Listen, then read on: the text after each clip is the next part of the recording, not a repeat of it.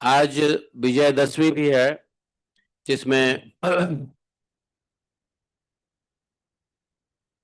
भगवान राम के victory day कहा जाता है। आज के दिन दशानन को उद्धार किया।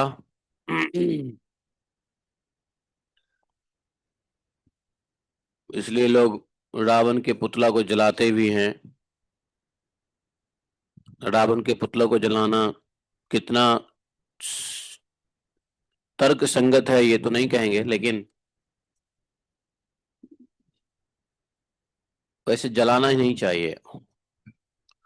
ये मुंडेन एक्टिविटीज है। वैष्णव तो नहीं जलाते रावण के पुतला को। वैष्णव संस्कृति में रावण के पुतला को जलाने की कोई औचित्य नहीं है। तो जिसको सदगति मिला हो, जिसने भगवान के सामने में भगवान की लीला को देखा हो, शत्रु भाव से सही, लेकिन भगवान के चिंतन में तो रावण रहता ही था नहीं। भगवान के लिए यज्ञ करवाया।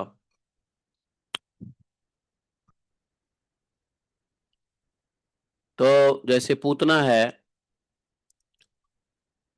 पूतना को भी जलाना चाहिए फिर तो नहीं। पूतना को माता का दर्जा दिया, उसका उद्धार हुआ। रावण भी अपने पूरे खानदान का उद्धार करवा के स्वयं उद्धार करवाया नहीं। तो वैष्णव कल्चर में रावण के पुतले को जलाना ऐसा कुछ नहीं है, ये सब मुंडेन कल्चर है। सो कॉल्ड हिंदू लोग करते हैं रावण दहन। बल्कि उल्टा, आज के दिन जब रावण मर गए, रावण को भगवान ने उद्धार किया, मार दिया, तो आज के दिन बहुत बड़ी शिक्षा का दिन है। आज के दिन में ही लक्ष्मण को राजनीति का ज्ञान मिला था, धर्म का ज्ञान दिलाया था भगवान ने रावण से। उसको कोई नहीं सुनता है कि लक्ष्मण जी को रावण ने क्या क्या ज्ञान दिया। पहले तो लक्ष्मण जी गए, जब रावण मारा गया तो लक्ष्मण जी गए। भगवान राम ने कहा जाओ लक्ष्मण, रावण बहुत बड़ा पंडित है, विद्वान है, अतुलनीय विद्वान, अतुलनीय पंडित। उस वैसा कोई विद्वान पंडित और वैसा कोई योद्धा, वैसा कोई साधक, ऐसा कोई तपस्वी नहीं था उस जमाने में।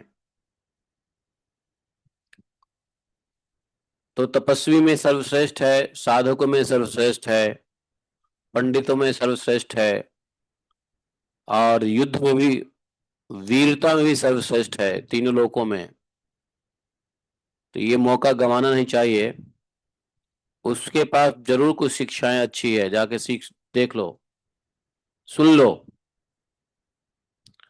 कुछ शिक्षा ग्रहण करो। हालांकि लक्ष्मण जी कौन है, स्वयं गुरु तत्व हैं, शंकरसन जी के अवतार, शेषनाग के अवतार, बलराम जी के, नित्यानंद जी के अंश। तो इस प्रकार से, हालांकि स्वयं लक्ष्मण गुरु तत्व होते हुए भी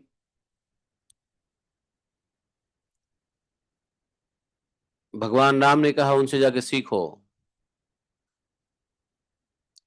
क्योंकि यहां पर एक और बात है, भगवान ने ये भी दिखाया कि गुरु तत्व होने का मतलब ये नहीं कि तुम किसी से सीखोगे नहीं। गुरु तत्व का वास्तव में ये होता है कि वह खुद स्वयं सीखने के लिए, जानने के लिए, पढ़ने के लिए, अध्ययन करने के लिए ललायत हो। अब ये नहीं गुरु बन गए तो बस आसन में बैठ गए, लड्डू पेड़े खा रहे हैं, चेला पैर दबा रहा है, चावड़ और पंखा चल रहा है, अब क्या करना, अब तो हम गुरु बन गए, सर्वे सर्वा बन गए, ये नहीं होता है। गुरु का पहला लक्षण है, विद्यार्थी का यह लक्षण हो ना हो, लेकिन गुरु का पहला लक्षण है कि वो स्वयं भी सीखते रहते हैं, विद्या अध्ययन करते रहते हैं, स्वाध्याय करते रहते हैं। लक्ष्मण को भगवान राम ने स्वाध्याय करने के लिए भेजा। जाओ रावण से कुछ पूछ लो।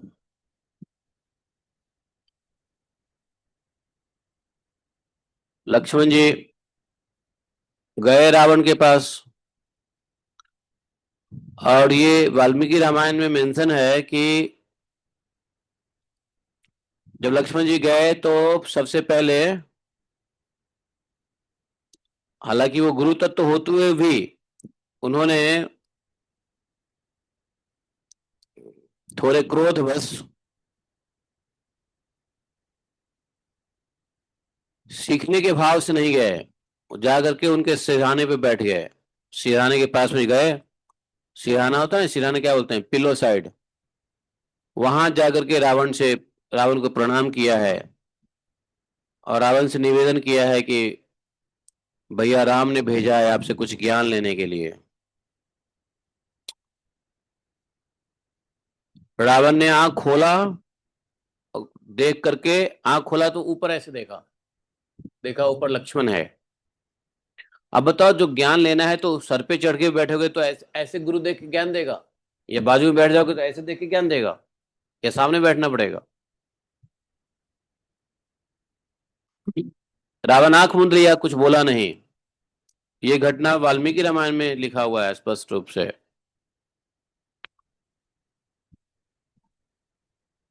है और क्या।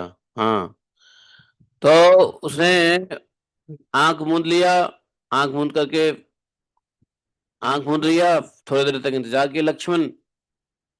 लक्ष्मण जी फिर गुस्से में होके वापस आ गए। बोला भैया राम, लक्ष्मण तो अभी भी बहुत घमंड, सॉरी रावण तो अभी भी घमंड में है।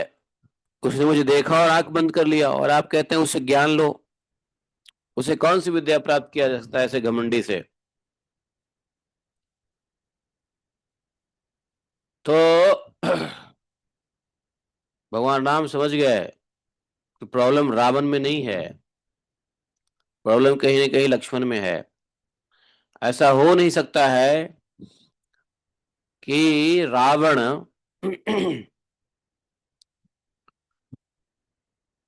ज्ञान न दे। वो पक्का ब्राह्मण है, और ब्राह्मण जो होता है ना, उसका काम होता है पढ़ना पढ़ाना।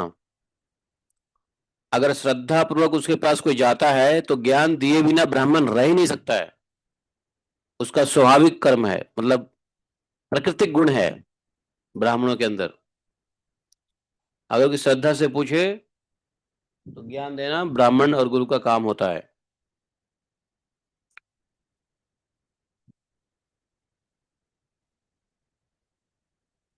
पूछे तुम गए तो क्या किया, कैसे गए, तुम्हारी स्थिति कैसी थी, कहाँ जाकर तुम खड़े उठ बैठ गए?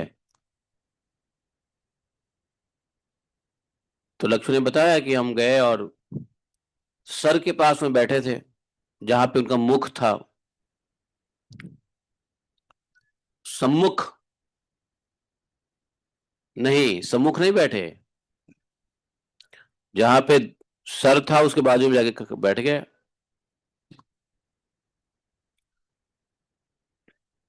तो वहां पे लक्ष्मण जी को भगवान राम ने कहा है कि तुम गए थे ज्ञान लेने। ज्ञान क्या सर के पास में जाके बैठने से लिया जाता है, या चरण में जाके ज्ञान ग्रहण किया जाता है? किसी के सर पे बैठ करके क्या ज्ञान ग्रहण करोगे? हाँ। अच्छा, एक बताओ, ज्ञान एक ऐसी चीज है कि यदि कोई व्यक्ति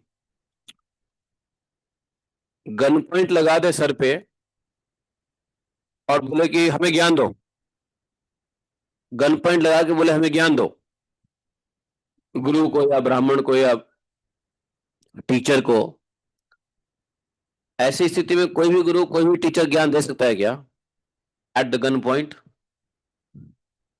नहीं ना। सर पे बैठ के क्या करोगे? सर में कुछ लगा के, सर पे बैठ के, सर के ऊपर बोझ बन के क्या ज्ञान लोगे? इसलिए गुरु ज्ञान तभी दे सकते हैं जब उनका सर हल्का हो और हृदय प्रसन्न हो। सर भारी हो और हृदय प्रसन्न नहीं हो तो गुरु के मुख से कोई भी ज्ञान की बात नहीं निकलेगा, चाहे कितना भी विद्वान गुरु क्यों ना हो, पंडित क्यों ना हो। अगर हृदय दुखी है और मन भारी है तो भारी मन और हृदय दुखी से कोई ज्ञान नहीं निकलता है। इसलिए गुरु तत्व को प्रसन्न करने की बात आती है कि गुरु तत्व को प्रसन्न करके रखो। क्यों? ज्ञान लेना है। अगर अप्रसन्न करोगे तो ज्ञान नहीं देंगे। ज्ञान नहीं देंगे तो भगवान गीता में क्या कहते हैं? ते उपजंति ते ज्ञानम ज्ञानम तत्वदर्शिनः। जब वो प्रसन्न होते हैं सेवा से तो ज्ञान देते हैं।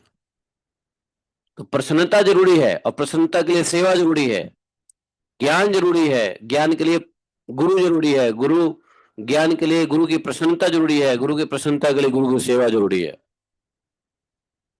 सब एक दूसरे के लिंक कड़ी जुड़ी हुई है। ऐसा नहीं हो सकता कि बिना प्रश्न किए ज्ञान ले लेंगे, गुरु को दुखी करेंगे, गुरु के सामने बैठ के ज्ञान ले लेंगे, नहीं।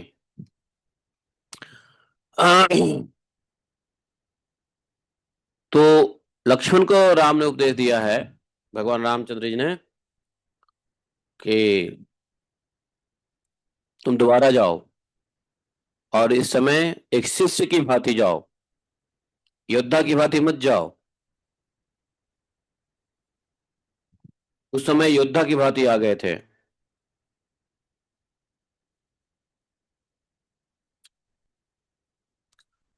अब इस बार आए तो लक्ष्मण चरण में बैठ गए, सेकंड टाइम, सेकंड अटेम्प्ट में आए। वाल्मीकि रामायण बहुत पहले का पढ़ा हुआ है, रामचरितमानस रामायण ये सब बहुत पहले का पढ़ा हुआ है। तो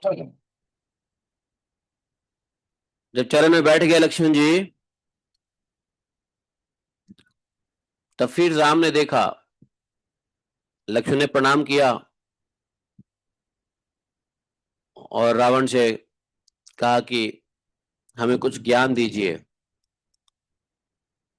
मैं आपका शरण चरण शरण ग्रहण करता हूं ज्ञान के लिए।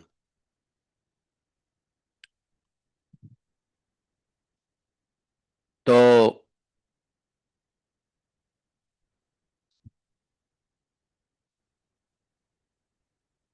रावण ने फिर देखा कि लक्ष्मण बैठे हुए हैं घर के पास में, हाथ जोड़ के, विनयी भाव में।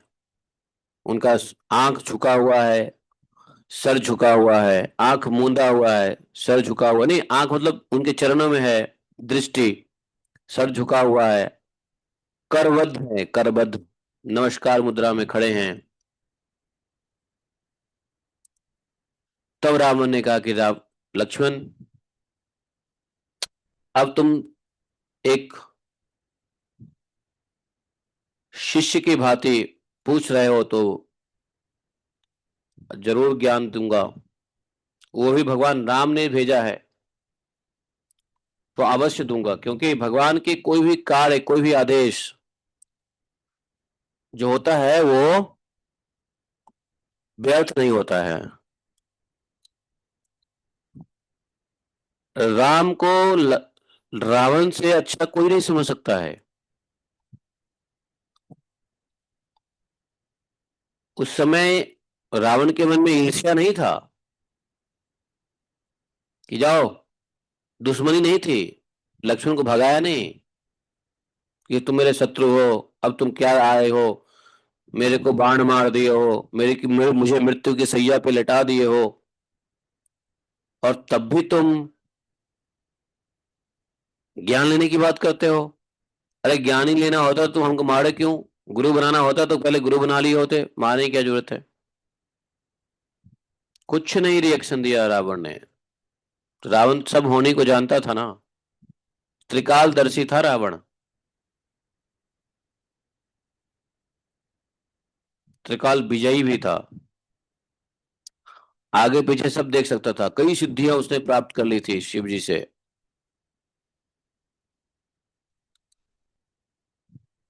तो महाभारत में भी हुआ। महाभारत में यही दृश्य, यही सीन किसके साथ हुआ? भीष्म पितामह के साथ। भीष्म पितामह को अर्जुन ने क्या किया? वाण की शैया पे लटा दिया, और भगवान ने कहा जाओ भीष्म पितामह से कुछ ज्ञान लो। वो प्रधान वशुओं में प्रधान है, महाभागवत हैं, महाजन हैं। अपने कुछ श्राप की वजह से ही उनको क्षत्रिय बनना पड़ा, लेकिन है महाजन। ऐसे महाजन से ज्ञान लेना, बिना ज्ञान लिए ऐसे महाजन पृथ्वी से चला जाए। पांडव को कभी भी भीष्म पितामह ने ज्ञान नहीं दिया, प्रेम दिया, स्नेह दिया, राजनीति की बातें सिखाए, समसामयिक बातें, परिवार की सामाजिक बातें सिखाया, लेकिन भगवत ज्ञान नहीं दिया, धार्मिक उपदेश नहीं दिया, धर्म का उपदेश नहीं दिया। तो कोई भागवत पृथ्वी पे आए और धर्म का उपदेश बिना दिए चले जाएं, तो भागवत का अपना जो प्रकृति है वो कैसे सिद्ध होगा? तो अंत समय में भीष्म पितामह से भी भगवान ने भागवत ज्ञान, सनातन धर्म का ज्ञान पांडवों को दिलवाया कि भाई तुम जो हो उस प्रकृति में स्वरूपे अवस्थानम, अपने स्वरूप को उसी प्रकृति में ले जाओ।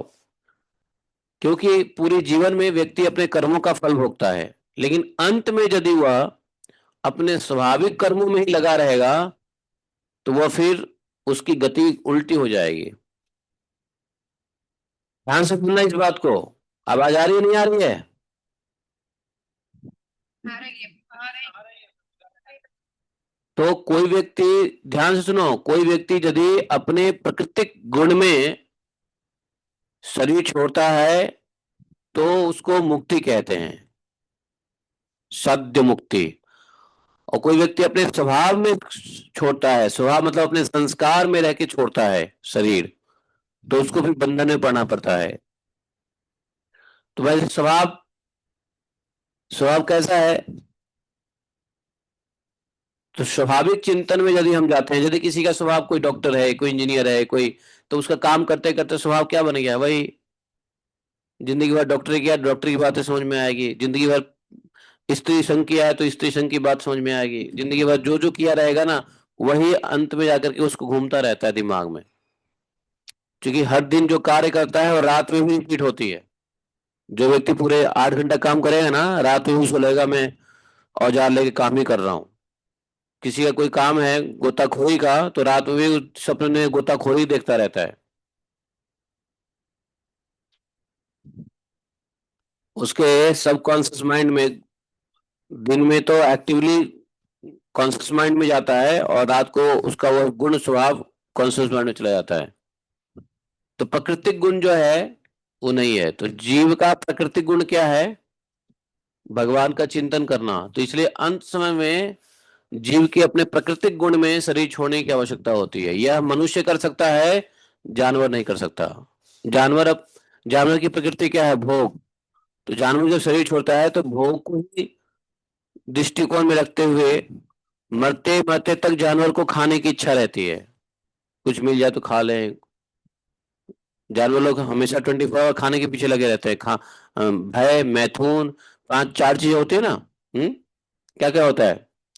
आहार, निद्रा, भय, मैथुन, यही है जानवरों की प्रकृति। मनुष्य की प्रकृति आहार, निद्रा, भय, मैथुन नहीं है।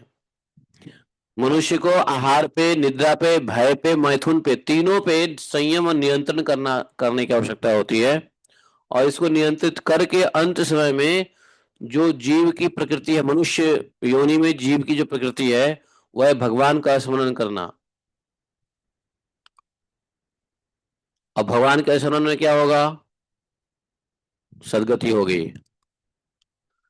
भीष्म पितामह को अंत में भगवान ने पांडव के माध्यम से सनातन धर्म का ज्ञान उपदेश करवाया,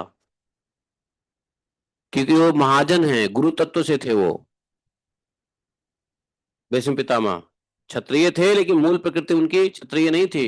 मूल प्रकृति से वो महाजन थे, भागवत धर्म का उपदेशक थे वो। जैसे सुखदेव गोस्वामी हैं, महाराज जनक हैं, यमराज हैं, नारद हैं, वैयासकी हैं, नहीं शंकर जी हैं। ये महाजन लोग भगवत धर्म के उपदेश की, इनका मूल प्रकृति भगवत धर्म का उपदेश है। तो भगवान अगर मूल प्रकृति में यदि शरीर छोड़ता है तो उद्धार होता है। तो इसलिए पांडवों के माध्यम से भीष्म पितामह को उनके मूल प्रकृति में मूल स्वभाव को जागृत करवाया, सनातन धर्म और भगवत ज्ञान दिला करके। और तब भगवान कृष्ण ने, जब उन्होंने अपने मूल प्रकृति अर्थात मूल गुण को एग्जीक्यूट किया, तब जाकर के भगवान प्रसन्न हुए। और भगवान प्रसन्न हुए तो उसको, भीष्म पितामह को अपने आंखों के सामने भगवान पांडव ज्ञान लेने के लिए कहाँ बैठे थे? चरण में। और भीष्म पितामह कहाँ खड़े थे बताओ? साइड में सर के पास में। भगवान भगवान नहीं खड़े थे चरण के पास में, भगवान खड़े थे उनके बगल में, मतलब नियर द हेड। जो हल्का सा घुमाए तो भगवान का दर्शन हो जाए। और उपदेश जैसे दिया है, उसके बाद भगवान के दर्शन हुए हैं। भगवान ने उनको कहा कि अब जाओ तुम, अब तुम्हारा काम हो गया। रावण के साथ भी ऐसा ही हुआ। भगवान राम ने, भगवान कृष्ण और राम में कोई अंतर नहीं है। राम ने क्या किया कि देखा कि रावण है, पूरे जीवन भर पूरे जीवन भर इसने अपने स्वाभाविक कर्म किए हैं। इसका जो स्वभाव था उसके मुताबिक कर्म किए। स्वभाव कैसा था? राक्षसी स्वभाव था। तो पंडित, की माता उसके पिता उसके ब्राह्मण थे, और उसकी माता कौन थी? राक्षस कन्या थी उसकी माता, रावण के। पिता थे ब्राह्मण। तो पिता ब्राह्मण होने से ब्राह्मण तो हुआ, लेकिन माता साइड से वो राक्षस प्रवृत्ति उसकी आ गई। तो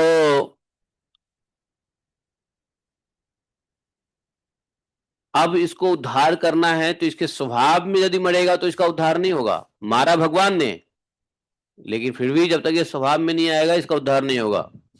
तो इसलिए रावण को पास, तो रावण ब्राह्मण है, ब्राह्मण का काम क्या है? ज्ञान देना।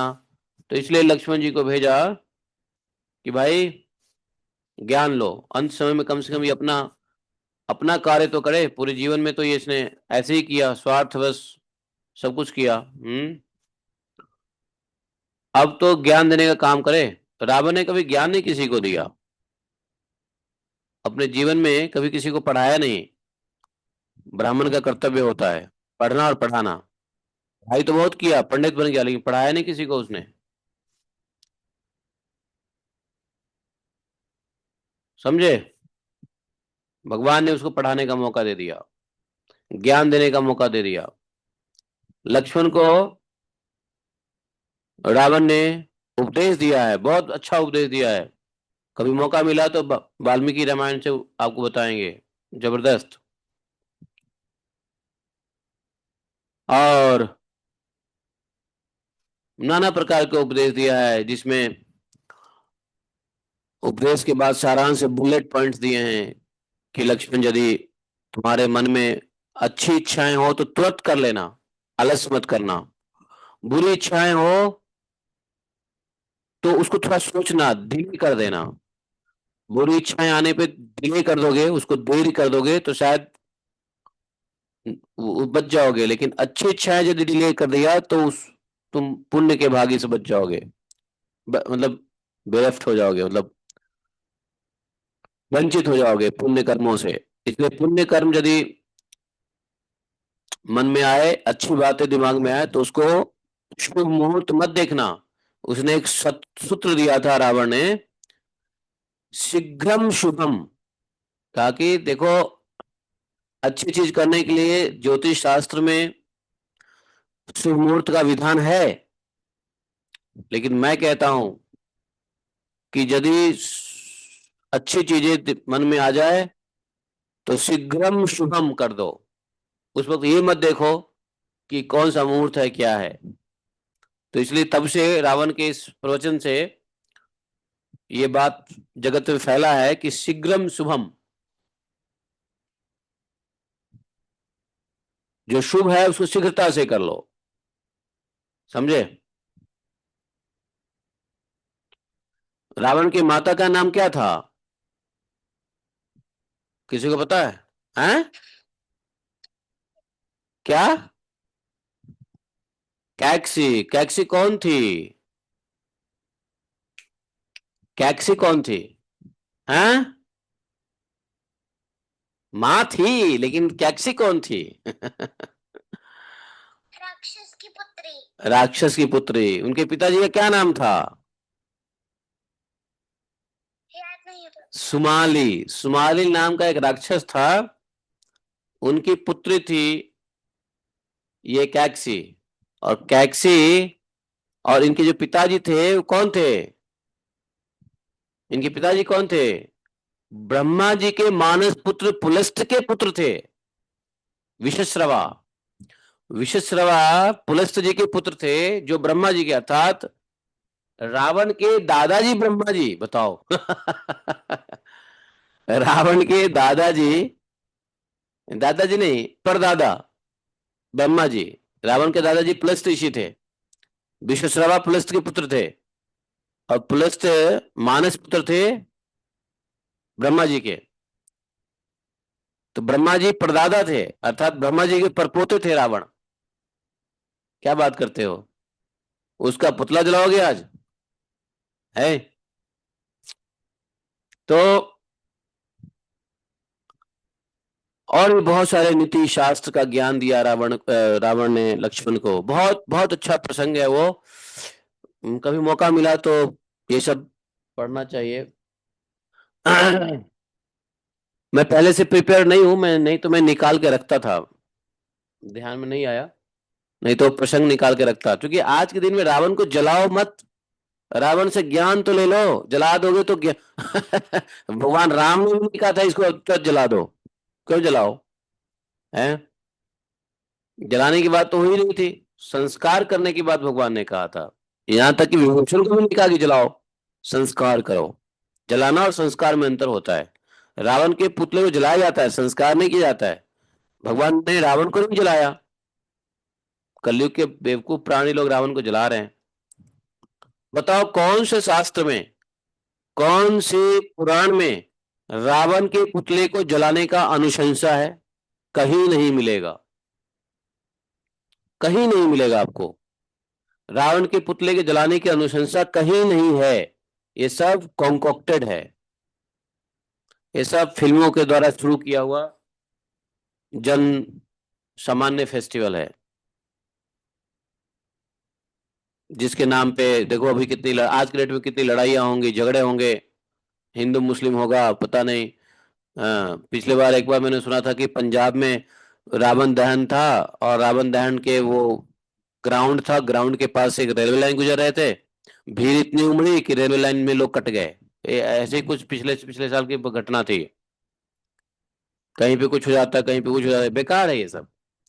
आपको बताऊं सच में, मैं अपने जीवन में रावण दहन के दृश्य को सिर्फ टेलीविजन और मोबाइल में देखा होऊंगा, वास्तव में कहीं अटेंड नहीं किया। हाँ, एक बार अटेंड किया था हरिद्वार में, वो भी मैं रास्ते से जा रहा था तो रावण जल रहे थे तो मैंने देख लिया, वरना मैं कभी भी रावण दहन के फेस्टिवल में गया ही नहीं आज तक।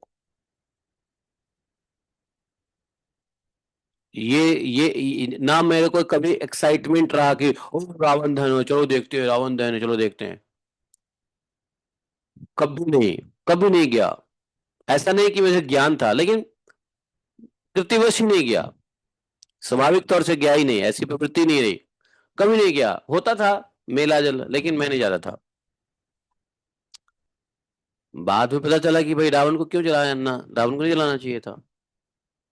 तो रावण से जो ज्ञान मिला। और सुनो एक और बताऊं, कल इत्तेफाक, आज है 10वीं, मतलब विजयादशमी, और कल इत्तेफाक से मुझे आशुतोष राणा के कुछ रावण की एक्टिंग ऐसे ही मोबाइल पे आ गया, मतलब लैपटॉप पे मैं, वो अपलोड करते हैं ना हम वीडियो, तो अपलोड किया तो उसमें से अपलोड करने के बाद रिफ्रेश किया डैशबोर्ड तो आ गया मुझे आशुतोष राणा का, जबकि कोई सर्च नहीं किया मैंने, ऐसा कुछ नहीं मैं सर्च किया हूँ आशुतोष राणा, या आप क्या बोलते हैं दहन, रावण दहन और ये दहन, मैंने कुछ सर्च नहीं किया, अपने आप फ्लैश हो गया। फ्लैश हो गया तो मैंने प्ले किया, तो ये वही सीन आया कल, है कल वही सीन आया ना, जाके सो जाओ ना। कल वही सीन आया आशुतोष राणा का, जिसमें वो लक्ष्मण को उपदेश दे रहा है। मतलब बताओ, इतने सारे वीडियो में विदाउट सर्च, विदाउट एनीथिंग, वही वही है ना, वही वीडियो फ्लैश किया और इमिडिएटली हमने देखा कि अरे ये तो आशुतोष राणा है। आशुतोष राणा बहुत अच्छा एक्टिंग करते हैं मालूम है, बहुत अच्छे पढ़े लिखे भी हैं, उन्होंने बहुत ही रामायण के दोहों को कंठस्थ कर रखा है। जानते हो ना आशुतोष राणा को, भगवान भला करे, है तो विलन रोल में लेकिन बहुत अच्छा ज्ञानी भी है, पंडित भी है। तो उसने तो पता नहीं कितने कंठस्थ कर लिए रामायण के सूत्रों को जब वो आया था। हाँ, और जानते हो आशुतोष राणा की एक क्वालिटी है कि वो एक्टिंग करता है ना, जब जब रावण का एक्टिंग करता है तो कभी हाथ में पेपर ऊपर नहीं रखता है, शूटिंग में भी वो उसको सब कुछ कंठस्थ याद रहता है।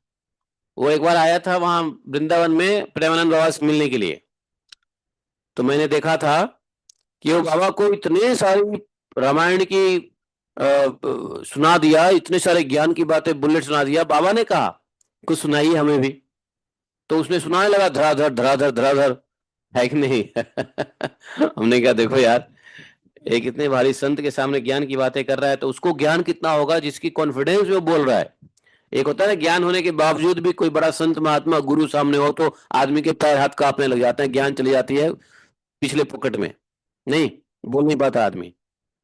लेकिन इतने महान संतों के बाद सामने भी वो इतना धड़ाधड़ बोले जा रहा है, तो कितना उसका प्रगल्भ होगा उसकी कविताएं।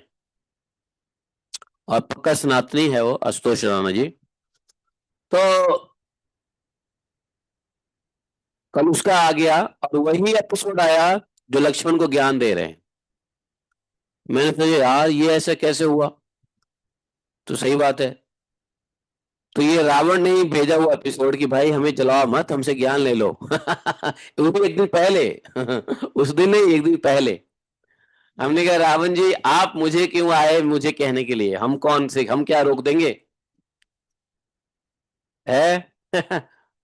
आप बड़े बड़े अधिकारियों को जाके ये संदेश दीजिए कि हमको जलाओ मत, हमसे ज्ञान ले लो, जैसे लक्ष्मण ने लिया है। तो मरणोपरांत जलाने की चीज सही नहीं है ना। रावण को घायल किया तो लक्ष्मण को ज्ञान दिया, और लक्ष्मण को बड़ा लंबा ज्ञान दिया, बहुत अच्छा ज्ञान दिया।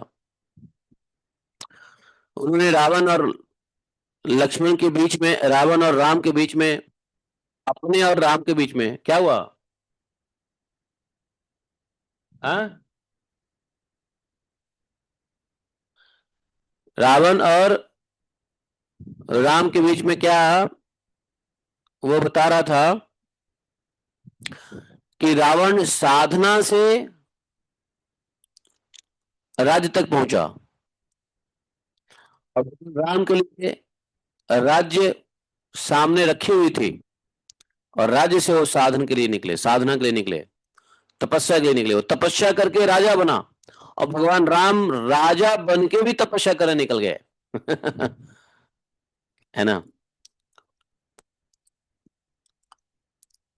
और वो कह रहा है रावण कि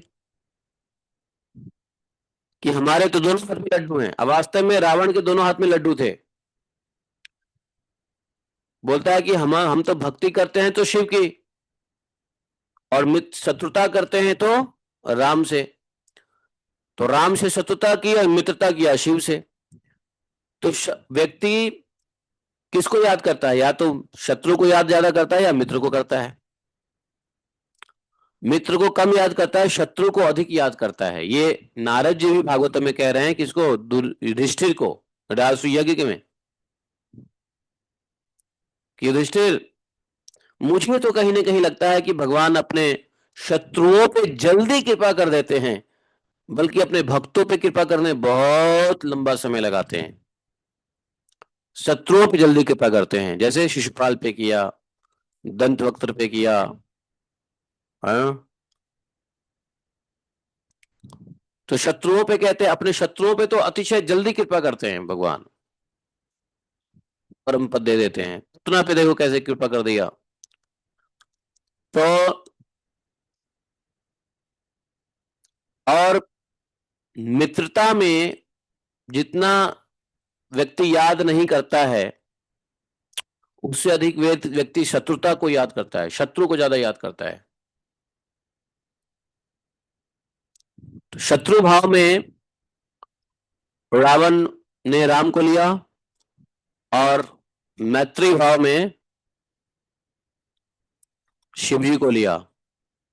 तो रावण के पास दोनों पैर घी में, दोनों हाथ घी में, पैर नहीं, हाथ कहते हैं ना दोनों हाथ घी में, दोनों हाथ लड्डू है। अगर वो शिव के कॉन्सियसनेस जाए तो भी सदाशिव लोक को जाएगा, भगवत धाम जाएगा। और यदि वो भगवान राम के, लेकिन उसने राम को शत्रुता इसलिए चुना, रावण कहता है कि मैंने राम को शत्रुता इसलिए चुना क्योंकि शत्रु भाव में आप ज्यादा याद करते हो। मित्र भाव में ठीक है, मित्र खा रहा होगा, पी रहा होगा, सुखी होगा, कोई दिक्कत नहीं होगा मित्र को। जब याद आए तो मित्र को फोन किया या नहीं किया, बातचीत किया। लेकिन शत्रु के बारे में बिना फोन किए, बिना बातचीत किए आप शत्रु को भूलते नहीं हो। राम का रावण से बातचीत नहीं होता था टेलीफोन पे, या ऐसे संवाद नहीं होता था, लेकिन शत्रु भाव में चिंतन बनी रहती थी। कंस का भी यही था।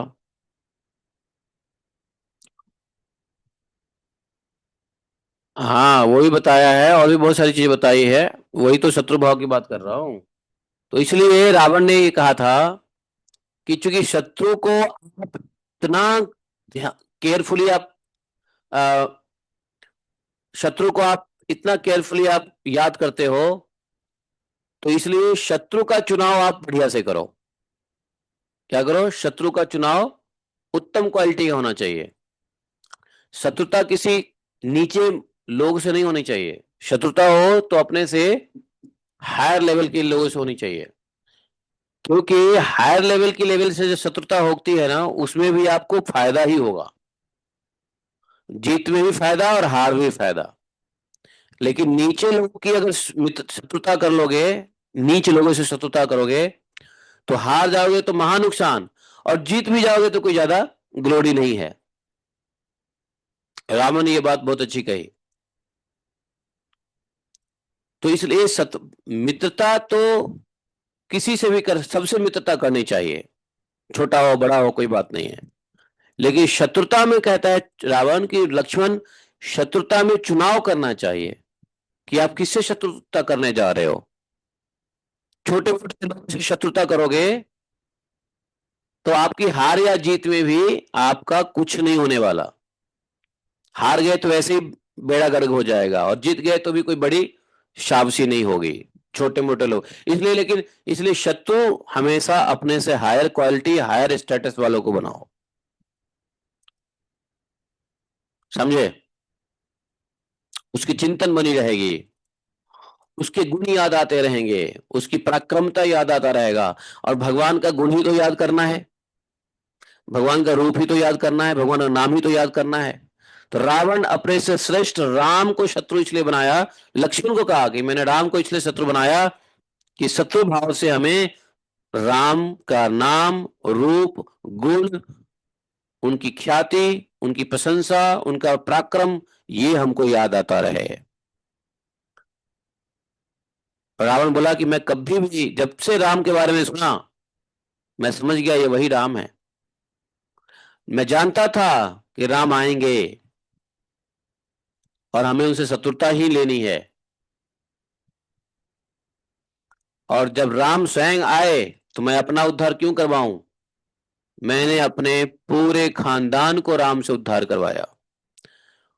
रावण कहता है कि मेरे खानदान में किसी के पास राम के हाथों उद्धार होने की ऐसी साधना शक्ति नहीं थी। मैंने अपने साधना शक्ति बुद्धि बल से राम के हाथों राक्षस का भी उद्धार करवाया। बताओ। तो बहुत बड़ा ज्ञान दिया रावण जी ने। रावण जी कहना पड़ता है, क्योंकि जब जिनसे ज्ञान लोगे तो आप फिर रावण थोड़ी नहीं कह सकते हैं। तो रावण के जब ज्ञान मिला रावण को, तो लक्ष्मण जी ने पूजा किया है। जब शेष अनंत शेष, जिसके जिनके शिष्य हैं शंकर जी, शंकर जी उनके अधिष्ठात्री देव हैं, मतलब शंकर जी के अधिष्ठात्री देव है शंकरशन जी, उनके अंश साक्षात लक्ष्मण जी ने रावण को इस ज्ञान लेने के उपरांत पूजा किया है, चरण स्पर्श किया है, 3 बार परिक्रमा किया है, तब वापस आए हैं। लेकिन रावण ने लक्ष्मण जी के सामने में ही शरीर छोड़ा है। शरीर छोड़ने से पहले रावण ने कहा है कि हे संकर्षण, मुझे दक्षिणा दो। अब भैया ब्राह्मण है, गुरु है, तो ज्ञान दिया तो दक्षिणा तो देना पड़ेगा ना। बिना ज्ञान उपदेश, बिना दक्षिणा का सुनोगे कैसे काम चलेगा? कल या परसों हम लोग देवी भागवत में पढ़ रहे थे ना, बिना दक्षिणा का ज्ञान उपदेश सब बेकार हो जाता है। पितर और देवता दोनों कुपित हो जाते हैं जो बिना दक्षिणा का ज्ञान लेता है। कुछ नहीं तो पत्रम पुष्पम फलम तोयम, यही दे दो प्रेम से, लेकिन देना तो पड़ेगा। तो रावण से कहा है, हे संकर्षण देव, मैं जानता हूं। रावण लक्ष्मण को बोला। अब लक्ष्मण को अंत में जाते हुए लक्ष्मण नहीं बोलते हैं, रावण बोले संकर्षण, मुझे क्या दो? दक्षिणा दो। दक्षिणा में क्या मांगा?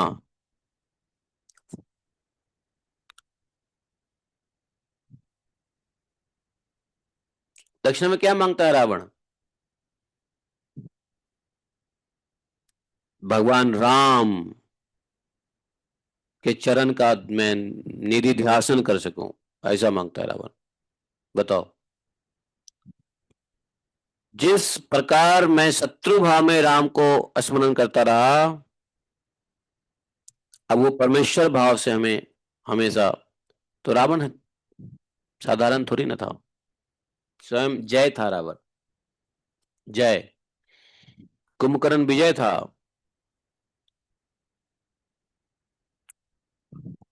तो रावण की जय जयकार हो गई।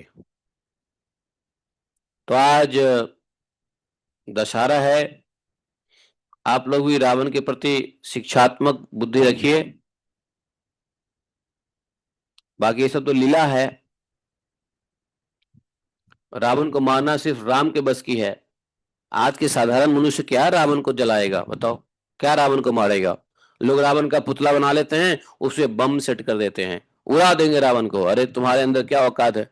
तीनों लोग के कोई नहीं उड़ा सकता था रावण को, न ज्ञान में, न बल में, न बुद्धि में, न न न, न तपस्या में, न साधन में, न साधना में, न संपत्ति में। बाहुबल में भी कोई नहीं हरा सकता था रावण को। ऐसा नहीं था ब्राह्मण था तो कमजोर था, बाहुबल में भी कोई नहीं हरा सकता था। सभी प्रकार के आयुध में वो था एक्सपर्ट।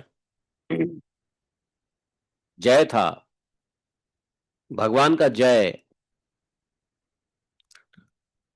तो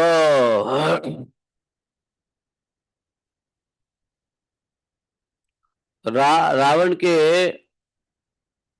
दुर्गुण को याद करके लोग जलाते हैं। रावण के दुर्गुण को याद करके दुर्गुण बढ़ेगी या घटेगी? बताओ, है ना? तो रावण के दुर्गुण से नफरत करो ना, दुर्गुण को जलाओ, रावण को जला रहे हो।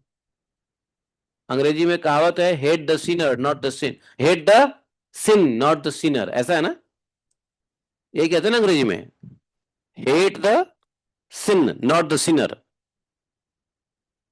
तो रावण के दुर्गुण को जलाओ ना, रावण क्यों जला रहे हो भाई, रावण के दुर्गुण को जलाओ, रावण के जो दुर्गुण स्वभाव थे उसको जलाओ, तो राक्षस स्वभाव थे उसको जलाओ।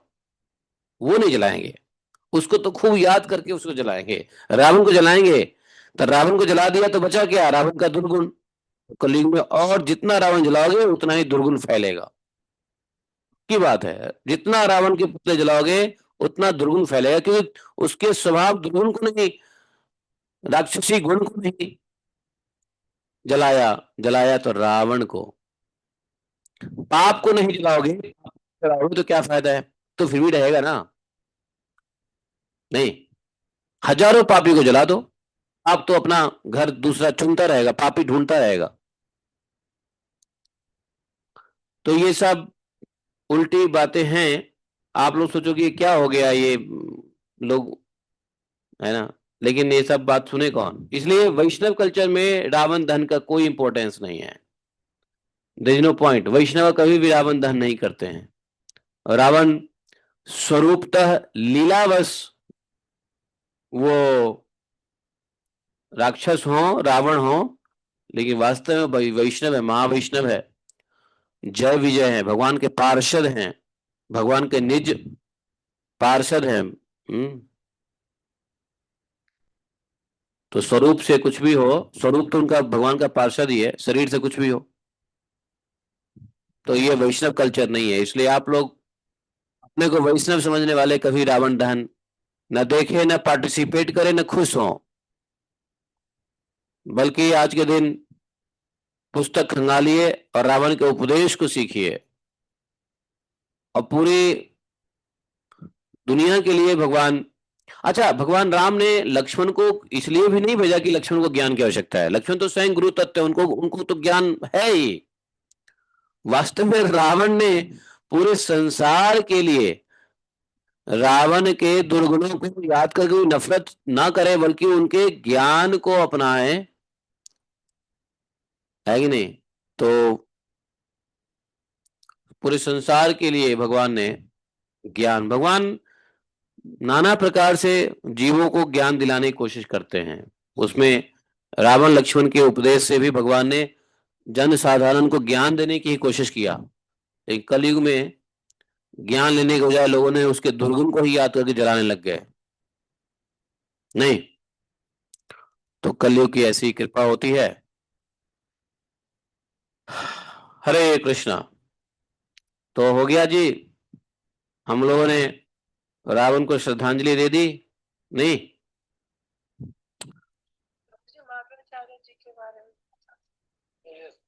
माधवाचार्य जी के बारे में मैं अधिक नहीं जानता हूँ, आप लोग क्यों समझते हो कि मैं पंडित हूँ, सब कुछ जानता हूँ, जो पूछ लोगे मैं बता दूंगा, मैं वो हूँ क्या, मतलब विद्वान हूँ क्या मैं।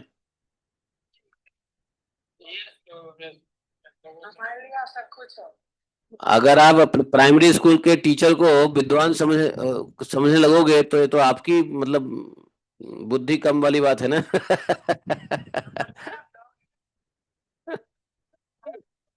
मतलब आप लोग ऐसे समझते हो कुछ भी बोल दो ये बता देगा, मतलब क्या मैं विद्वान बैठा हूँ यहाँ, आप लोग ऐसा क्यों गलत फहमी में रहते हो।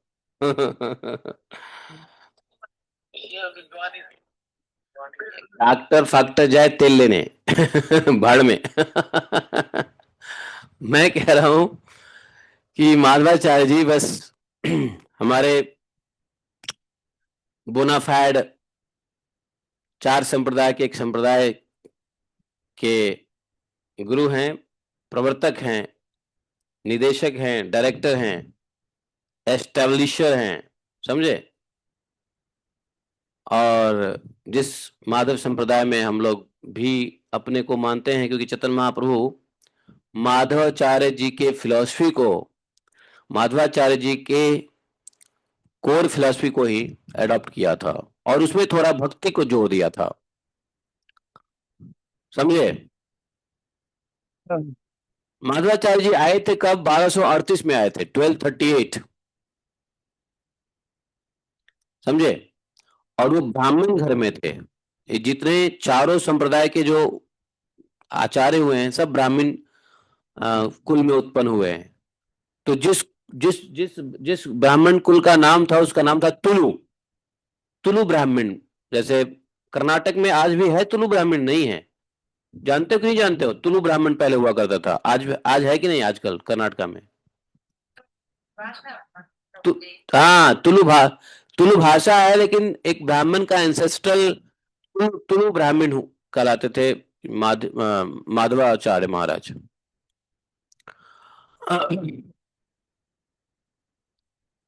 समझे?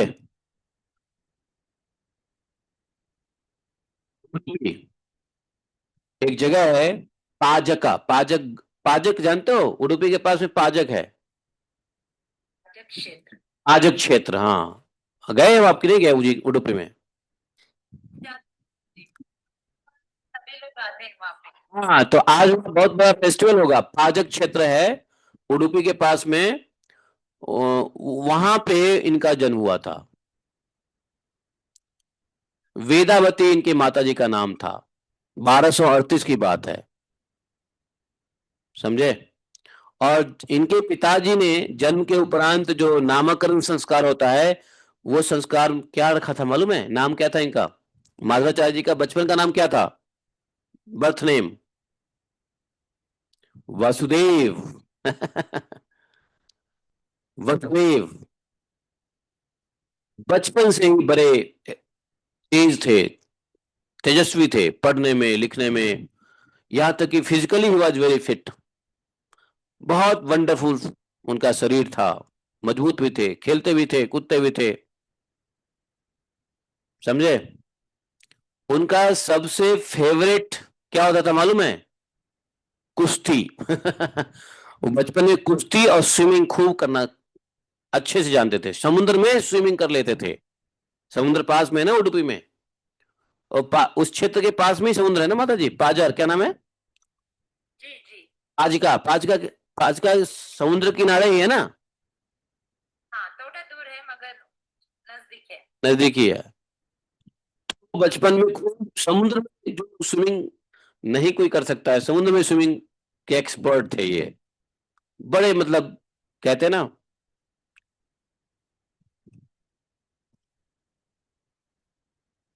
पढ़ाई में भी बड़े एक्सीलेंट हुए। वेद वेदांत के तो यूं है ना अध्ययन कर लेते थे।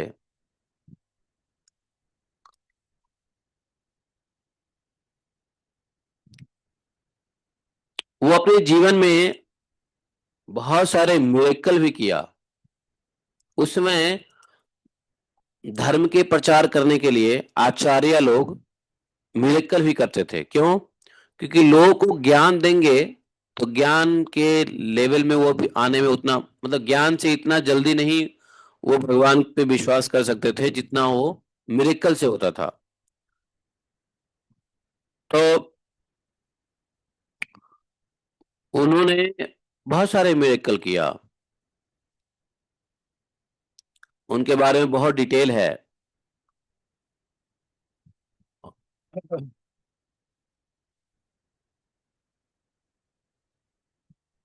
मेन फिलोसफी समझो जो माधवाचार्य जी का था, वो द्वैत स्कूल ऑफ फिलोसफी कहते हैं। जो भी हम लोग द्वैतवाद कहते हैं, द्वैतवाद, दो, राधा कृष्ण, पुरुष प्रकृति। ये सांख्य फिलोसफी ही द्वैत फिलोसफी है, जिसमें पुरुष प्रकृति है ना, शक्ति शक्तिमान, राधा कृष्ण, शिव पार्वती। इस प्रकार से जो द्वैत है ना, द्वैत, प्रकृति पुरुष, ये द्वैत फिलोसफी के ये स्टॉन्च प्रीचर रहे हैं। उससे पहले अद्वैत फिलोसफी चलता था, श्रीपाद शंकराचार्य वाला अद्वैत फिलोसफी।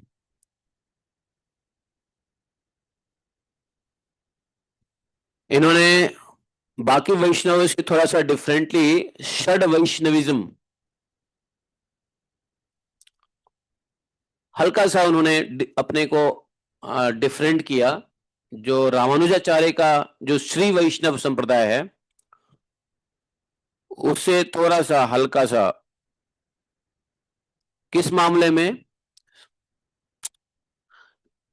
सद वैष्णव करके जो फिलॉसफी है, जिसके अनुसार सुप्रीम कौन है? विष्णु और नारायण। और उन्होंने इस बात को खंडन किया है कि जगत मिथ्या, जगत मिथ्या नहीं बताया, ब्रह्म सत्य जगत मिथ्या, ऐसा कहते हैं ना एक अद्वैत वाले, श्रीपाद शंकराचार्य के लीनेज में। तो इस प्रकार से ये समझ लो कि अब द्वैत, जब चैतन्य महाप्रभु आए तो द्वैतवाद को तो स्वीकार किया, माधवाचार्य महाराज की फिलॉसफी को, साथ में द्वैताद्वैत द्वैत सिद्धांत दिया। तो द्वैत से अद्वैत के बाद फिर द्वैत, द्वैताद्वैत सिद्धांत नहीं, इसको क्या बोलते हैं? चैतन्य महाप्रभु जी इसको प्रोपेगेट किया, उसको बोले अचिंत भेदा भेद फिलोसफी। अब आप लोग पता नहीं समझते हो नहीं समझते हो नहीं मालूम। चैतन्य महाप्रभु का था अचिंत भेदा भेद, द्वैताद्वैत, द्वैत भेद, फिर अद्वैत अभेद, और वो कैसा? अचिंत्य। चैतन्य महाप्रभु ने इसको। तो अगर कोई पूछे कि भाई आप किसको फॉलो करते हो, तो चैतन्य महाप्रभु को। चैतन्य महाप्रभु कहाँ से, किस फिलोसफी को? तो माधवा। तो आप माधवाचार्य जी की फिलोसफी चैतन्य महाप्रभु ने अचिंत भेदाभेद कर दिया, तो इसलिए चैतन्य गौड़ीय माधव हो गए। चैतन्य महाप्रभु गौरांग है, गौड़ वर्ण के हैं, तो गौड़ीय माधव संप्रदाय कहलाया। तो आउट ऑफ फोर बोनाफाइड संप्रदाय में चैतन्य महाप्रभु ने माधव संप्रदाय को ही लिया। और माधव संप्रदाय माधवाचार्य जी के अद्वैतवाद में अचिंत भेदाभेद, जिसमें भक्ति से भेद को अभेद जानते हुए, मतलब मैं साधारण भाषा में समझा रहा हूं, हालांकि बहुत ही फिलोसफिकल लैंग्वेज डिफरेंट है, तो इसलिए चैतन्य गौड़ीय माधव संप्रदाय हो गया। कुछ लोग इसको नहीं मानते हैं, कुछ लोग कहते हैं नहीं नहीं, चैतन्य महाप्रभु का फिलोसफी माधवाचार्य से मिलता ही नहीं है। ऐसा कुछ शंकराचार्य पूरी लोग कहते थे, लेकिन ऐसा नहीं है। भगवान जाने क्यों कह रहे हैं ऐसा। हो सकता है चैतन्य महाप्रभु के पूरी फिलोसफी को नहीं समझ के ऐसा बोल रहे होंगे। नहीं,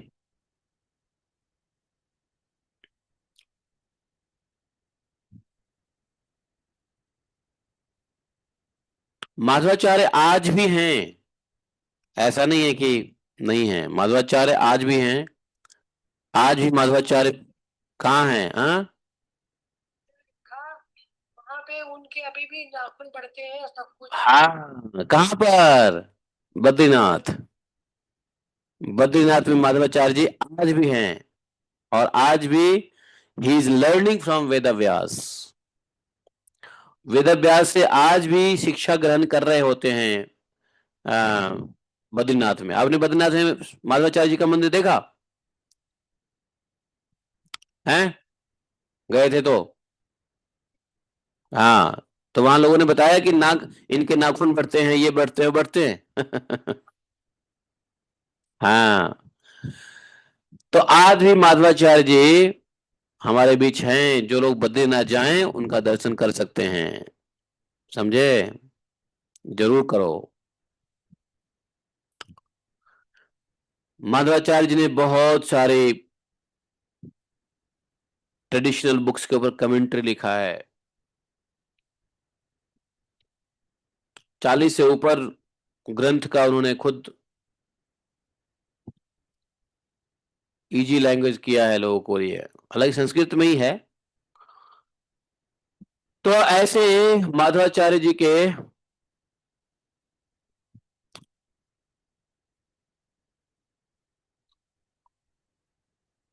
जो मेन कार्य है उसमें ब्रह्म सूत्र, जो श्री व्यास देव जी ने ब्रह्म सूत्र दिया है ना, उस ब्रह्म सूत्र को माधवाचार्य जी ने बहुत ही आसान तरीके से उसके ऊपर कमेंट्री दिया है, जो बहुत फेमस है कमेंट्री ब्रह्म सूत्र का, जिसको बोला अनुवाक्यम। ब्रह्म सूत्र का जो उन्होंने लिखा ना, मेरे सामने है ब्रह्म सूत्र, अनुवाक्यम। और जबरदस्त उन्होंने महाभारत के ऊपर कमेंट्री लिखी है। महाभारत के ऊपर जो कमेंट्री लिखी है माधवाचार्य जी ने, उसका नाम है महाभारत तात्पर्य निर्णय। इस प्रकार से मोर देन 40 बुक्स का उन्होंने, ग्रंथों का, बड़े बड़े ग्रंथों का, महाभारत जैसे एक ग्रंथ है, ब्रह्म सूत्र है, वेदांत फिलॉसफी है, इस सब के ऊपर उन्होंने कमेंट्री लिखा है आसान भाषाओं में लोगों को समझाने के लिए। ऐसे माधवाचार्य हुए one of the four bona fide. इसमें ये नहीं कहा जा सकता है कि ये श्रेष्ठ संप्रदाय है, नहीं, चारों संप्रदाय श्रेष्ठ है। ऐसा नहीं कि एक ही संप्रदाय श्रेष्ठ है, श्रेष्ठ कुछ नहीं है, चारों श्रेष्ठ है।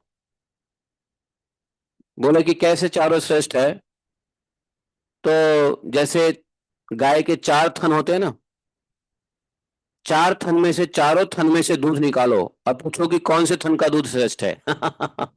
बता पाओगे? भाई एक गाय के 4 थन से दूध निकालो और चारों थन में बोलो कि बताओ कौन सा दूध बढ़िया है, तो बेवकूफी होगी ना। इसलिए चारों बोनाफाइड संप्रदाय में से किसी भी एक संप्रदाय को श्रेष्ठ कहना, ठीक ऐसा ही कहना है कि गाय के 4 थन से किसी एक थन के दूध को श्रेष्ठ कहना। इसलिए चारों संप्रदाय से एक ही चीज निकल के आती है, नारायण प्रावेदा नारायण, है ना। तो नारायण ही सबके आश्रय हैं, नारायण ही अंगजा हैं, नारायण से ही सब निकलते हैं, नारायण प्राप्त होता, नारायण, सब कुछ नारायण में है। तो भागवत धर्म का सिद्धांत जिन चारों संप्रदाय इक्वली एंड हायर इसेंस के साथ देते हैं, कोई किसी से कम नहीं है। इसलिए किसी संप्रदाय, अभी मैंने आपको कहा तो ये नहीं कहा ना कि माधव संप्रदाय जो है वो श्रेष्ठ संप्रदाय है, हम लोग श्रेष्ठ संप्रदाय में हैं, चैतन्य महाप्रभु संप्रदाय में आए तो इसलिए हम लोग श्रेष्ठ संप्रदाय है, ऐसा नहीं है। और चैतन्य महाप्रभु, ये माधव संप्रदाय का कैसे एक्सपोजर मिला, तो चैतन्य महाप्रभु के समय से पूर्व बहुत सारे कर्नाटक के ब्राह्मण यात्रा करके गंगा किनारे बसने के इच्छा से नदिया गए थे, नदिया, वेस्ट बंगाल। जैसे बंगाल की धरती पे बहुत सारे संप्रदाय के, बहुत सारे समाज के लोग गए, जिसमें से जैसे बनिया समाज देखो, अगर आप देखोगे कौन सा ये जो आपका ये झुंझुनू, सीकर, नवलगढ़ और ये सब जो एरिया है राजस्थान का, जिसको बोलते हैं, कौन सा, क्या बोलते हैं उसको, क्या, कौन सा बोलते हैं, वो बनिया नहीं है, बनिया लोग नहीं होते हैं, क्या नाम है, शराफ और ये सब, मारवाड़ी। तो मारवाड़ी लोग भी कलकत्ता गए, मतलब बंगाल गए, किस लिए, धन के लिए। और यहाँ पे कर्नाटक से भी ब्राह्मण गए, किस लिए, गंगा वास के लिए, गंगा के तट पे वास मिले, भगवान की भक्ति, तीर्थ क्षेत्र में। तो उनकी इच्छा थी कि गंगा क्षेत्र में बसे, तो कर्नाटक से बहुत सारे ब्राह्मण माइग्रेट होके आए थे बंगाल में, जो कृष्णा नगर, नदिया और क्या बोलते हैं उसको, शांतिपुर, ये सब एरिया जो है ना वो गंगा के किनारे ही है, जानवा नदी के किनारे ही है ये सब एरिया। तो वहां जाकर के बस गए भजन भक्ति के लिए। था जंगल एरिया, लेकिन निर्जन जंगल में गंगा किनारे भजन भक्ति के लिए वानप्रस्थ में आ गए। अरे आपके गोस्वामी कहाँ के थे? ये सनातन गोस्वामी जी महाराज और रूप गोस्वामी महाराज, जीव गोस्वामी महाराज, उनके पिताजी हैं, ये लोग कहाँ से थे? अनुपम प्रभु कहाँ से थे ये सब? आपको पता है 6 गोस्वामी कहाँ से थे? जिसमें एक गोस्वामी साउथ से हैं, गोपाल भट्ट गोस्वामी।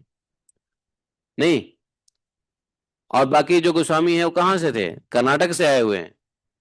इनका मूल कर्नाटक है, समझे?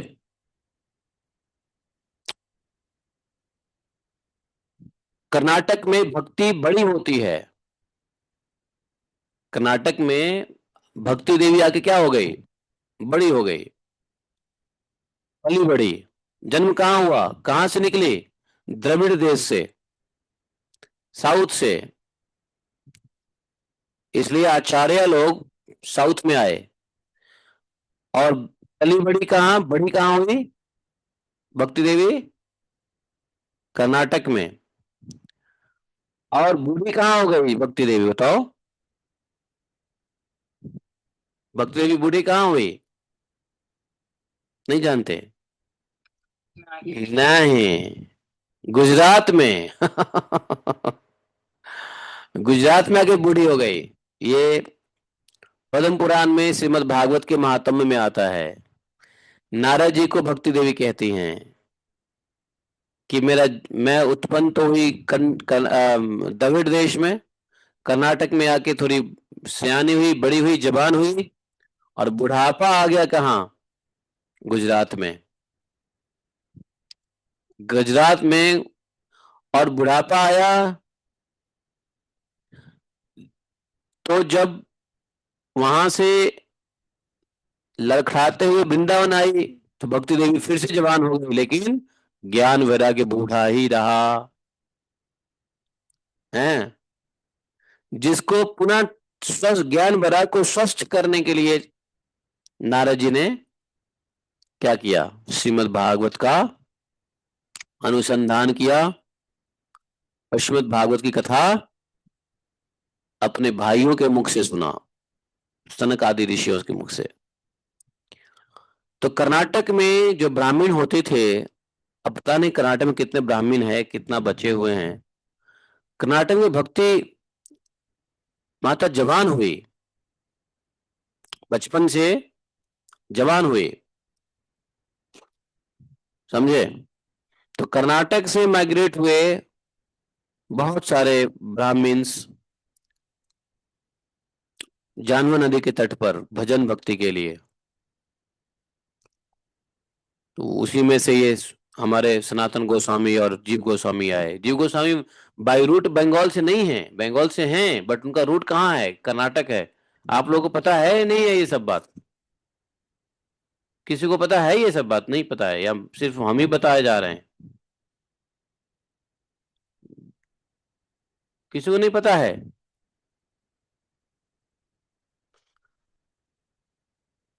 दिनेश बाबू, आपको भी पता है कि नहीं है? कर्नाटक में हो ना आप? हाँ पता है, उनको पता है, उनको पता है। तो वो वहीं से आए। माधवाचार्य जी भी कर्नाटक उडुपी से गए उत्तर। हमारे श्रीपाद शंकराचार्य भी दक्षिण से होके उत्तर में आए। रामानुजाचार्य भी दक्षिण से लेकर उत्तर में आए। निम्बरकाचार्य भी जन्म तो हुआ दक्षिण में, द्रविड़ देश में, और उत्तर में आए। तो जन्म साउथ में, भक्ति देवी का जन्म साउथ में हुआ। गुजरात आते भक्ति देवी बुढ़ा हो गई, बूढ़ी हो गई। वृंदावन में फिर से वो स्वस्थ हो गई, समझे? इसलिए आचार्य आते तो साउथ में है, क्योंकि भक्ति उत्पन्न ही साउथ में हुई है। और नॉर्थ में आते आते सदगति है। इसलिए साउथ को नॉर्थ में आना पड़ता है, समझे। मैं भी अपने पूर्व मनुष्य जन्म में साउथ में ही था, इसलिए शायद नॉर्थ में आया हूं। समझे। है। हमारे ज्योतिष कहते हैं भैया आप, हमारे ज्योतिष के मुताबिक मैं पूर्व मनुष्य योनि में था। कहाँ?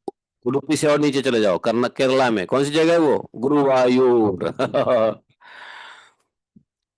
गुरुवायूर में था, ऐसा बोलते हैं हमारे ज्योतिष लोग। और भाई बिना नॉर्थ में आए तो काम ही नहीं चलता है, तो नॉर्थ में आना पड़ा, जैसे भक्ति देवी है। तो ऐसे माधवा, इसलिए चैतन्य महाप्रभु को उस एरिया में, नाडिया एरिया में, कृष्णानगर एरिया में, शांतिपुर के एरिया में, इस सब एरिया में माधवाचार्य की फिलोसफी ज्यादा प्रिवेलिंग थी। और चैतन्य महाप्रभु आए, भगवान स्वयं आए। तो भगवान चूंकि द्वैत सिद्धांत को पकड़े, तो श्रेष्ठ तो नहीं कह सकते, लेकिन हाँ उत्तम ही है, जो भी तो भगवान चैतन्य महाप्रभु। तो इस प्रकार से जो है भगवान चैतन्य महाप्रभु ने भक्ति और अचिंत्य भक्ति, भेदाभेद, द्वैत अद्वैतवाद, द्वैताद्वैत सिद्धांत, ये सब चैतन्य महाप्रभु का जब लीला पढ़ोगे ना, चैतन्य चरितामृत, उसमें ये सब क्लियरली मेंशन्ड है। रामानंद के संवाद में, भट्टाचार्य जी के संवाद में, ये सब बातें कई जगह जिक्र होता है। तो ऐसे बोनाफाइड संप्रदाय के आचार्य रहे हैं माधवाचार्य जी। माधवाचार्य जी अभी भी हैं, गए कहीं नहीं है, बद्रिक आश्रम में व्यासदेव जी के शिष्य बन के वहां बैठे हुए हैं, समझे। बोलो श्रील माधवाचार्य भगवान की जय। जय जय श्री राधे। तो आज भागवतम 9 बज गया, माधवाचार्य जी और रावण जी के ही याद में। चैतन्य चरितामृत भी आप पढ़ा? अरे मैं क्या क्या पढ़ा हूं, मैं बूढ़ा हो जाऊंगा। चेतन चेतन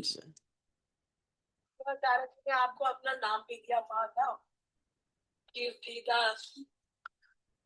हाँ, तो वो तो गुरु जी ने दे दिया, लेकिन कभी कभी क्या होता है ना, गुरु जी से भी गलती होती है, जैसा व्यक्ति होता नहीं वैसा नाम दे देते हैं।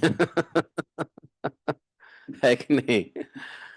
तो गलती नहीं हुई है गुरु, इसलिए मैंने चैतन्य चरितामृत ऑलरेडी पढ़े हैं। आप मेरे जीवन में आने से पहले मैं कर चुका हूँ चैतन्य चरितामृत की पाठ। ऑनलाइन काफी लोगों ने सुना भी है, समझे। आप दोबारा पढ़ा दो पूरी बात।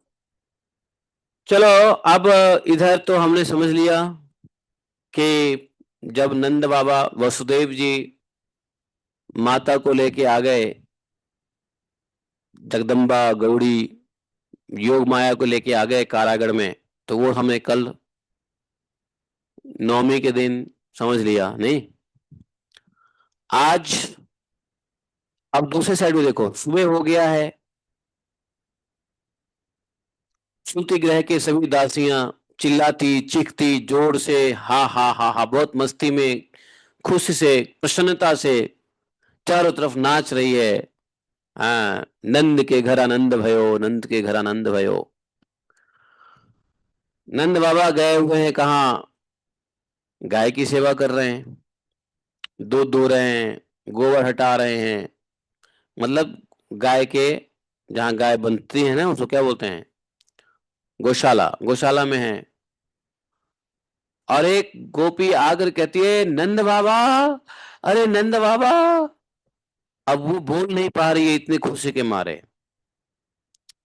आपके तो, अरे क्या हुआ मेरे, बताओ क्या हुआ। अरे नंद बाबा क्या कहूं, अरे आपको तो, अरे क्या हुआ मेरे को, अरे तू धैर्य रख, बता क्या हुआ, क्या शुभ समाचार लाई है। अरे नंद बाबा क्या कहूं, अरे आपके यहाँ तो आपके भाग्य का कुछ कह नहीं सकता। अरे क्या हुआ मेरे भाग्य को? आधे घंटे तक नंद बाबा के सामने गोपियां जो है बोल नहीं पा रही है। ओ नंद बाबा, आपके तो तपस्या जन्मों जन्म की तपस्या फलित भई है आज। अरे क्या फलित भई है ये तो बता। देखो, ब्रज में एक रसिक हैं, वो इस भाव को बहुत अच्छे से कहते हैं। मैं वो लिंक भेजूंगा आपको, ठीक है? सुन लेना। इतने बढ़िया से कहते हैं नंद बाबा को। नंद बाबा उत्तेजित हो रहे हैं जानने के लिए क्या हुआ है। और ये गोपी जो है ना नंद बाबा को मतलब घुर्मी दे रही है, क्या बोलते हैं उसको, चारों तरफ भूमिका बना रही है। नंद बाबा, आज तो आपके कुल खानदान में न्यारे वारे हो गए। अरे क्या हुआ? बोल नहीं रही है। नंद बाबा पूछे जा रहे हैं, अरे बाबरी बोल तो सही, क्या हुआ? हाँ, तो कहती है, बाबा आपकी लाला भयो है, लाला भयो। अच्छा। तो नंद बाबा भी, उनकी आंखों से प्रेम के और खुशी के अश्रु आए हैं और मन हर्षित उल्लासित उल्लासित हो गया है। नंद बाबा 85-90 साल की अवस्था हो गई है, लेकिन फिर भी अब इस समाचार को सुन करके उनके हृदय में, उनके शरीर में वैसी ताकत जोश आ गया है जैसे जवानी में भी ना हो। नंद बाबा ने अपने गले के सारे बहुमूल्य हार उतार करके उस गोपियों को पहना दिया है कि नहीं? और सारे कार्य अन्य के ऊपर छोड़ करके भागे हैं। ठीक है, नंदोत्सव हुआ है अगले दिन, समझे? सुखदेव जी कहते हैं, सुखदेव गोस्वामी महाराज कहते हैं, नंदः आत्मज उत्पन्ने जाता ह्लादो महामनाः अहूय विप्रान वेदज्ञ स्नातः शुचि अलंकृतः वाचयित्वा स्वस्त्यन्यं जातकर्मा तजस्य वै कार्यामास विधिवत पितृदेवार्चनम तथा।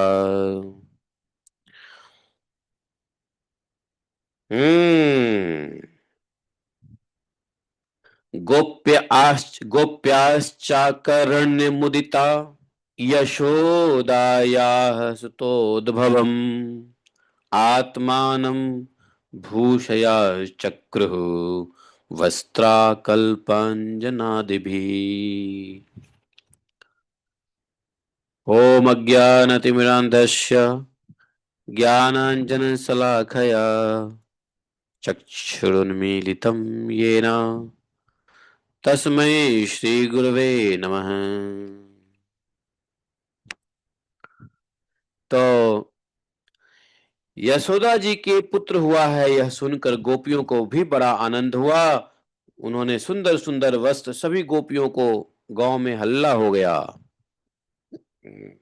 हम्म ब्राह्मण तो स्वस्ति वाचन करवाए गए, ब्राह्मण को बुलाया गया, स्वस्ति वाचन हुआ, नाना प्रकार के मंत्रोच्चारण हुआ, सभी ब्राह्मणों से के द्वारा जात कर्म करवाया गया भगवान के,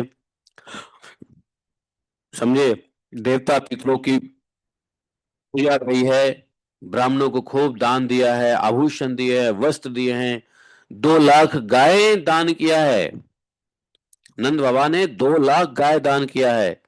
रत्न और सुनहले वस्त्रों से ढके हुए हैं, तिलक के 7 पहाड़ दिए हैं। बताओ, रत्नों और सुनहरे वस्त्रों से ढके हुए तिल के 7 पहाड़ दान किया है। बताओ, संस्कार से गर्भ शुद्धि होती है, इसलिए समय से जो है स्नान कराया गया है, प्रक्षालन किया गया है, हैं? हाँ, यज्ञ दान सब प्रकार, जैसे दान से द्रव्य की शुद्धि होती है, इस प्रकार से सूतक लगता है तो सभी प्रकार की दान, इसलिए सूतक लगता है ना, तो जैसे अगर द्रव्य में सूतक लग जाए तो द्रव्य दान करते हैं तो उसका वो शुद्धि होती है है ना। शरीर सूतक में खराब हो मतलब अशुद्ध होता है तो स्नान से शुद्ध होता है। वस्त्र आदि सूतक प्रक्षालन से शुद्ध हो जाता है, सफाई करने से। और गर्भ गर्भ का शुद्ध, गर्भ जो अशुद्ध रहते हैं वो संस्कार से शुद्ध होता है। इंद्रिय आदि तपस्या से शुद्ध हो जाता है सूतक में, जन्म का भी सूतक लगता है ना। और यज्ञ करते हैं, ब्राह्मण आदि लोग यज्ञ करते हैं, उसे यज्ञ से दान से और संतोष से मन और द्रव्य शुद्ध होते हैं। इस प्रकार से चारों बल दुनुम्बिया बजने लगी है और सुगंधित जल का छिड़काव हुआ है। चित्र विचित्र ध्वजा पताकाएं पुष्पों से पूरे ब्रज को सजाया गया है, समझे। और गोकुल को, ब्रज मतलब गोकुल को,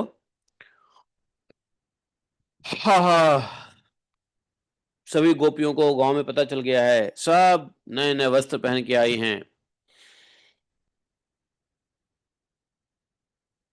सब जो है ना खूब नाच रही है, गा रही है, एक दूसरे को पटक रही है, इतना हर्ष उल्लासित है, एक दूसरे को जो हाथ में मिला फेंक रही है। कोई किसी को दही फेंक रहा है, कोई किसी के ऊपर है छाछ फेंक रहे हैं, तो कोई अबीर गुलाल हैं नाना प्रकार से, मतलब कोई एक दूसरे को कुमकुम लगा रहा है। कुमकुम के भी धुएं उड़ रहे हैं आकाश में, नहीं। रंग बिरंगे गोप लोग जो हैं, मेल ब्रजवासी गोकुलवासी, वो न रंग बिरंगे कपड़े सर पे बांध रहे हैं, हाथ में फहरा रहे हैं, कमर में बांध के नाच रहे हैं कूद कूद करके। खूब नंदोत्सव मनाया है।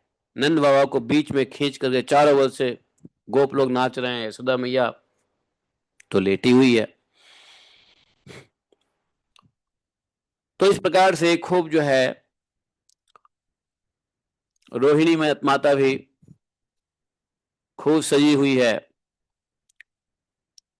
रोहिणी माता के ऊपर ज्यादा ही लोड आ गया है, क्योंकि यशोदा मैया को गर्भ से बच्चा हुआ है तो अभी रेस्ट कर रही हैं।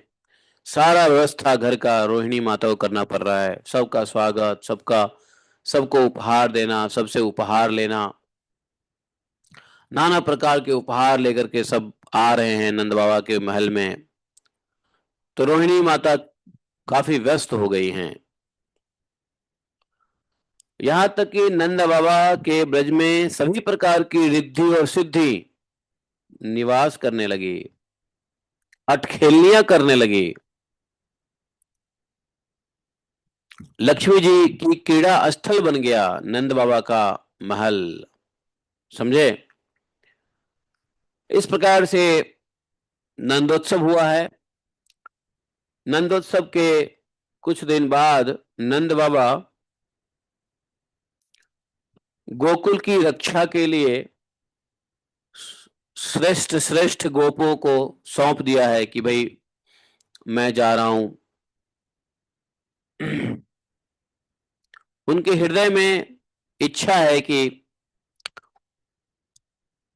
यह सुखद समाचार दे आऊं, किसको, अपने मित्र वसुदेव जी को। वसुदेव जी से बड़ी अच्छी मित्रता थी, वसुदेव जी से मिलने की इच्छा हो रही है कि मैं मित्र को भी खबर दूं। मित्र दुखी भी हैं, मित्र जेल में है, तो एक बार मिल आऊं। और साथ में जो कंस का टैक्स है, कर है, वो भी चुकाऊं। नंद बाबा सभी गोपों को, कुछ गोपों को समझा बुझा के ब्रज के गोकुल की रक्षा के लिए वहीं छोड़ दिया, और स्वयं कुछ गोपों के साथ छकड़े पे सारा सामान लोड किया जो कंस को देना था टैक्स के रूप में, कर के रूप में। नंदगांव से चले हैं मथुरा की तरफ। मथुरा में पहुंचे हैं जहां पे वसुदेव जी को पता चला है कि भाई नंद जी मथुरा आए हैं। जब नंद बाबा कंस को कर चुका दिए तो नंद बाबा उस रात्रि को वहीं रुके थे और वसुदेव जी को जाकर के मिले। वसुदेव जी को देखते ही नंद बाबा अभी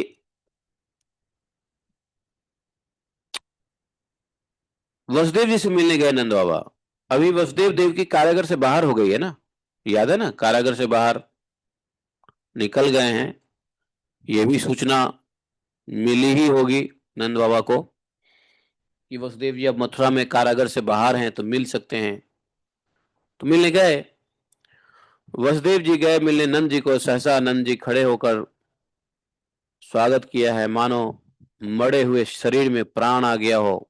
बड़े प्रेम से अपने प्रियतम वसुदेव जी मित्र को दोनों हाथों से खूब पकड़ के हृदय से लगाया है। नंद बाबा प्रेम से बिहल हुए हैं।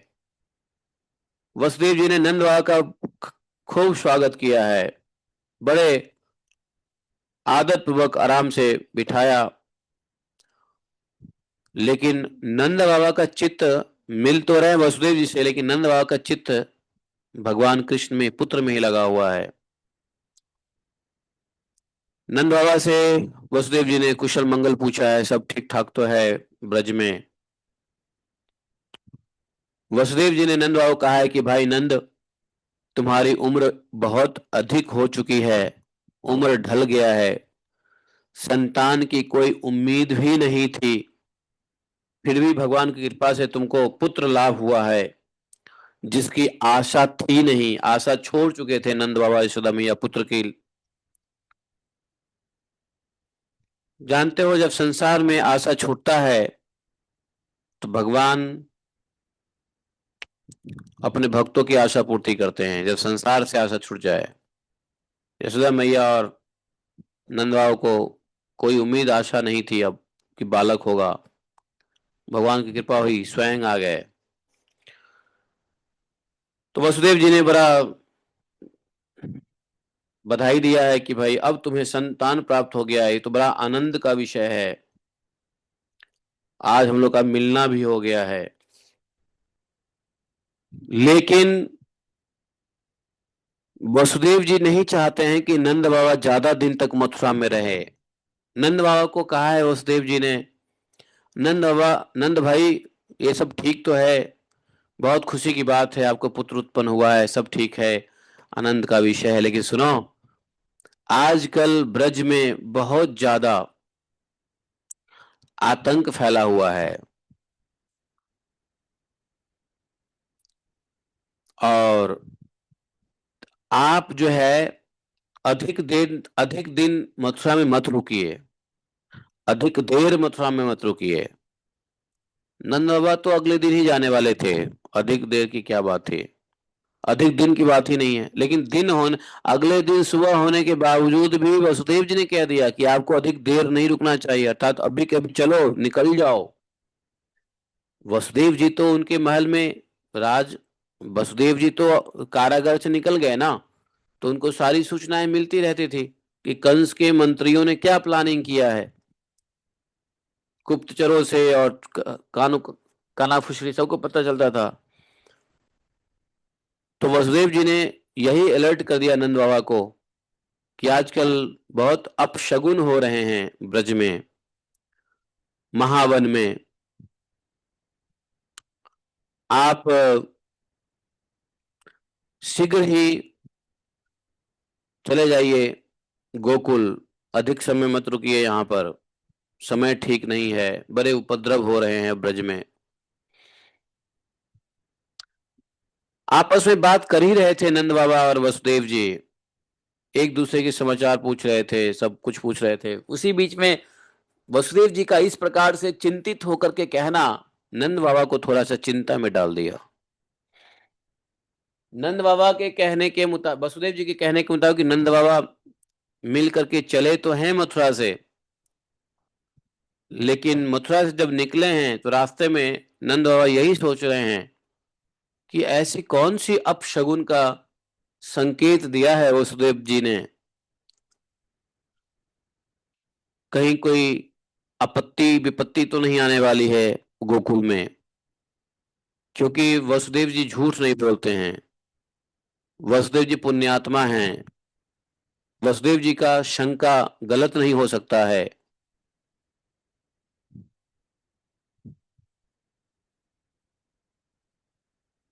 मांग लो। तो नंद बाबा यही उधेर वन में जा रहे हैं, समझे? इसी उधेर वन में जा रहे हैं नंद बाबा। तो अब नंद बाबा जब पहुंचेंगे तो क्या होगा वो हम लोग कल पढ़ेंगे।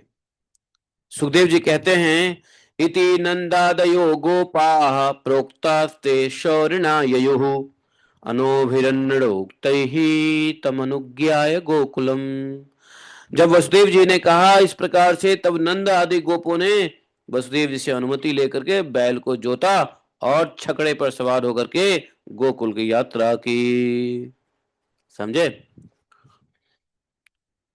कल है एकादशी, कल एकादशी है ना। और कल से वैष्णव समाज का कार्तिक व्रत शुरू हो जाता है। कल से ही व्रत नियम शुरू हो जाता है, एकादशी टू एकादशी, और 5 दिन भीष्म पंचक, और फिर पूर्णिमा। वैसे पूर्णिमा टू पूर्णिमा कार्तिक होता है, लेकिन कार्तिक का व्रत नियम कल से ही शुरू हो जाता है, एकादशी से शुरू हो जाता है। 84 कोस की परिक्रमा भी कल से शुरू हो जाती है। बहुत लोगों ने तो करना शुरू भी कर दिया है, कई लोगों ने तो खत्म भी कर दिया है। तो कल से हम लोग के भगवान के लीला का प्रथम लीला शुरू हो जाएगा, पूतना उद्धार। नंद बाबा एंटर करेंगे गोकुल में और पाएंगे तो बाप रे, भयंकर, यहाँ पे पूतना का उद्धार हो गया है बाल कृष्ण के द्वारा।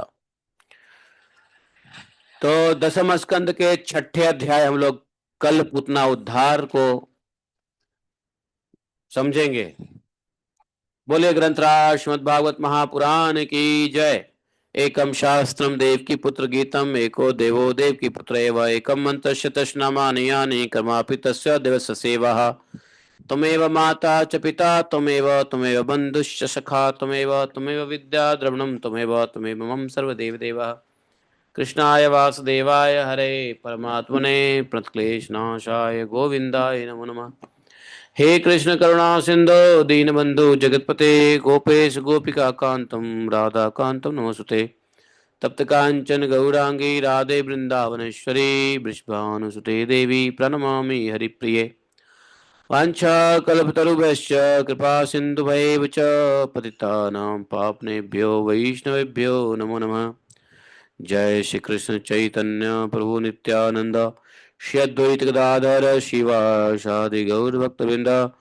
हरे कृष्णा कृष्ण कृष्ण हरे हरे, हरे राम राम राम हरे हरे। ये क्या लिख रहे हो मनीषा माता जी?